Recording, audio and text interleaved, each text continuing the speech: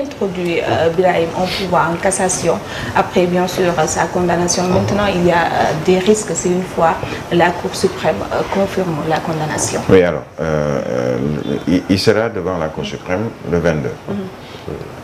Déjà quand j'ai eu cette information, je pense hier, ma première réaction a été le temps de la justice n'est pas forcément le temps des politiques ou de toute autre personne, puisque cette affaire date quand même de 2011. De 2011 à 2023, et on nous parle encore et toujours de l'affaire Ndiaga Diouf. Ça veut dire qu'il y a eu beaucoup d'étapes. Quand j'entends d'autres dire que non, on a notre dossier traîne devant la justice depuis 3 ans, depuis 4 ans, si on se rend compte de cette affaire de 2011 à aujourd'hui, ça fait quand même 13 ans. 13 ans, oui. Pratiquement. Effectivement. 12 ans. 12 ans. Maintenant, ce qu'on attend, c'est l'épilogue vraiment. Il y a un journal qui parle d'épilogue.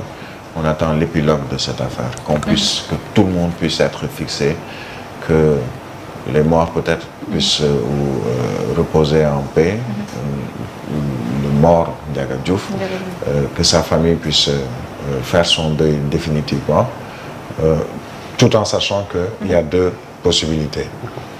Qu'il y ait un non-lieu ou qu'il y ait le contraire, à savoir que l'on confirme une condamnation de Barthélémy Diaz. Et dans ce cas, la question qu'on pose aujourd'hui, c'est sera-t-il ou restera-t-il maire de Dakar? Quel sera son avenir au plan politique? Autant de questions, mais une seule ou un seul organe peut répondre à ces différentes questions, à savoir la Cour suprême. Donc on attend de voir ce que dira la Cour suprême. Et si cette décision n'est pas cassée, il ne sera plus maire, ni député, et normalement devrait même subir les affres de la prison.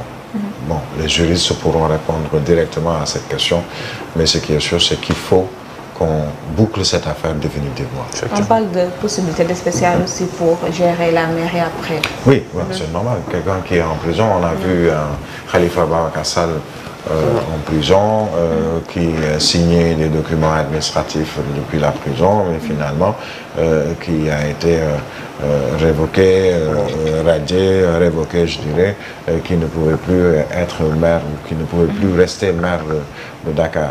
On ne peut pas être dans une cellule ou dans une prison et pouvoir poser tous les actes qui sont nécessaires pour le maire ou un président ou un ministre, entre autres. Donc je pense que ce débat-là ne va pas se poser si en tout cas il perd ses fonctions, ou plutôt que la décision de la Cour suprême n'est pas en sa faveur. Il va tout simplement perdre sa mairie, peut-être pas tout de suite, mais au fur et à mesure. Mais on n'en est pas encore là. Il y a toujours cette décision de justice qui est attendue. En tout cas, qui demandait d'être maire de la ville de Dakar. Et après, il a été maintenant maire, après le dialogue politique, d'où, on se rappelle bien, Barth avait dit qu'il était l'un des, en tout cas, l'un des initiateurs d'ailleurs même de ce dialogue national. Et aujourd'hui, on revient pour davantage soulever ce débat, ou bien soulever ce qu'on appelle l'affaire Ndiaga Diouf. On verra le 22 décembre, est-ce que le verdict sera en faveur ou en défaveur de Barthélémy Diaz? Quoi qu'il en soit, en fait, c'est aussi la question que je me suis posée. Barthélémy Diaz qui fait des tournées pour parler de Ousmane Sonko et de sa situation, et qui d'un coup, paf, il y a une possible, une éventuelle situation qui pourrait quand même le mettre hors des joutes politiques. Il y a quand même peut-être quelque chose qu'on ne dit pas ou qu'on ne pourrait peut-être pas comprendre. Pas forcément, pas forcément. Moi, je suis plus d'avis que je le disais à l'entame de mon propos, le temps de la justice n'est pas celui des politiques, ni des autres citoyens.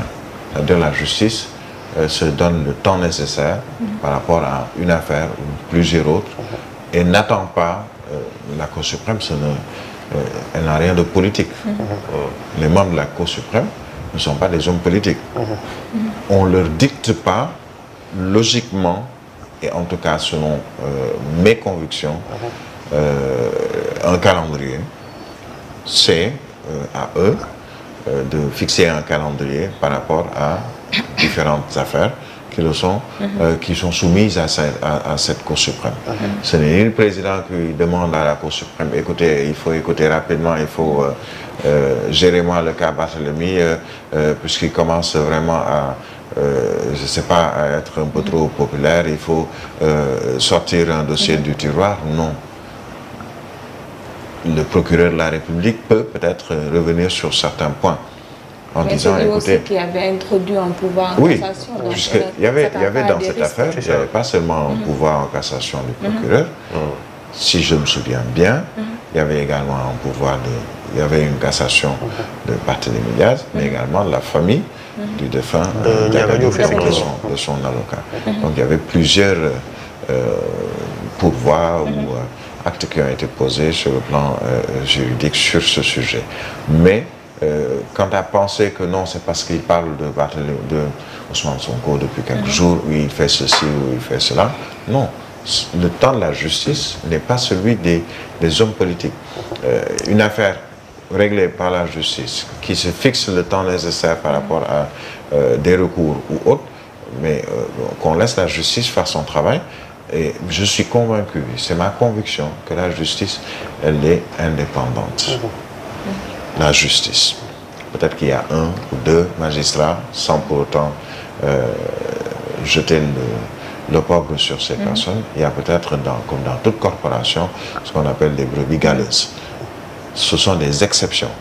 Mais la règle générale est que la justice, elle est libre, elle est transparente, elle est